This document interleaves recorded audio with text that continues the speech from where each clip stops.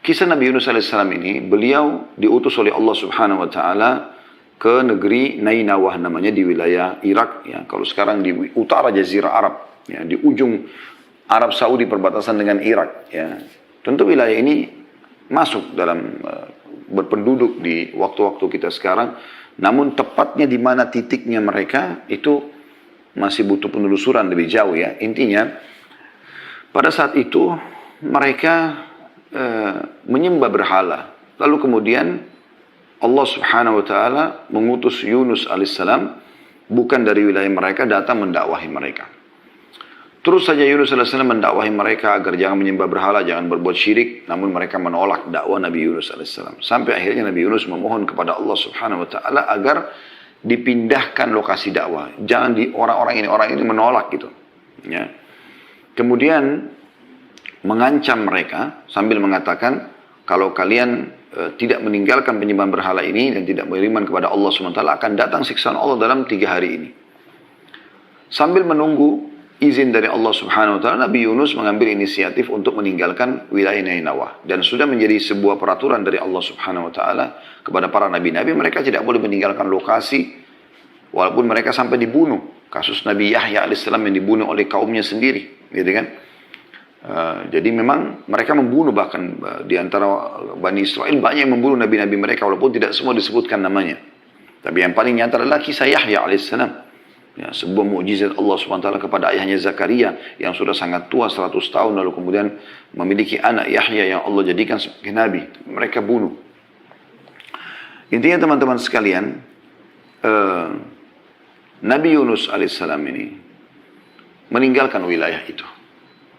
Meninggalkan wilayah Nainawah dengan niat baik sebenarnya. Dia ingin mencari lokasi dakwah yang baru sambil menunggu wahyu turun.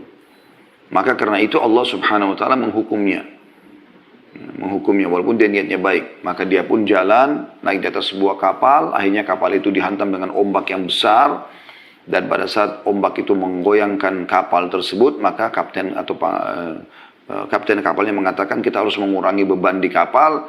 Lalu dibuang-buangilah barang, ternyata masih belum bisa juga. Akhirnya diundilah nama, siapa kira-kira di antara mereka yang akan turun dari kapal. Ya. Tepatnya pada saat itu memang di tengah lautan, mereka harus mengurangi beban, gitu kan.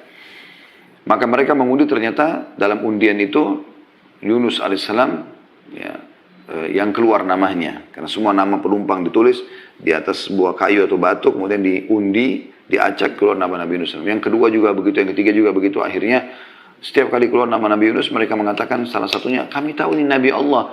Mungkin ya, coba ulangi, kalau ada selain dari dia kita akan coba ya. Karena mereka juga mendengar Nabi Yunus alaihissalam di lokasi Nainawah gitu kan. Tapi memang perlu kita garis bawahi teman-teman sekalian, nabi-nabi sebelum Nabi Muhammad SAW diutus khusus untuk kaumnya. Khusus untuk kaumnya. Ya, jadinya dia kalau berdakwah di Nainawah, Nabi Yunus tidak punya kewajiban untuk berdakwah di lokasi lain. Ya, satu-satunya Nabi dan Rasul yang Allah utus untuk seluruh alam semesta hanya Muhammad alaihi wassalatu wassalam. Hanya Nabi Muhammad SAW. Ini Nabi yang paling mulia, yang Allah mengatakan, wa ma arsalnaka illa rahmatan lil alamin. Kami tidak utus ke Muhammad kecuali rahmat bagi seluruh alam semesta. Gitu kan? Jadi Nabi Yunus SAW ada yang tahu dia Nabi. Gitu kan? Kemudian Nabi Yunus mengatakan mungkin ini peringatan dari Allah. Karena dia meninggalkan wilayah Nainawah, dia merasa bersalah. Akhirnya dia pun berdiri di pinggir kapal. Lalu dia loncat dengan hikmah Allah SWT. Allah mengutus kepadanya ikan besar yang masyhur. Lalu menelannya. Nah, pada saat ditelan oleh ikan tersebut, ya, dengan hikmah Allah Subhanahu wa taala dia tetap terjaga dalam perut itu dan dia memperbanyak tasbih. Ada beberapa riwayat tapi lemah riwayat ini bahwasanya Yunus alaihissalam mendengarkan tasbih ya, yang ya, hewan-hewan laut yang ada di situ, lalu bertanya apa ini? Lalu kemudian disampaikan kepadanya oleh Allah Subhanahu wa taala melalui para malaikat kalau itu adalah tasbihnya makhluk yang ada di laut, maka dia pun bertasbih, gitu kan? Dia pun bertasbih sampai akhirnya Allah SWT keluarkan dia. Tapi yang jelas dari umumnya ayat akan kita bacakan sebentar lagi insyaAllah, yaitu dia bertasbih kepada Allah Subhanahu Wa Taala. Ada riwayat sahih Nabi SAW mengatakan siapa yang membaca tasbihnya Yunus alaihissalam itu, atau nama lainnya Zannun, ya, nama lain Yunus alaihissalam Zannun, yaitu la ilaha illa anta subhanaka inni kuntu minadh dhalimin, maka akan diijabah doanya. Itu kata Nabi SAW dalam hadis sahih.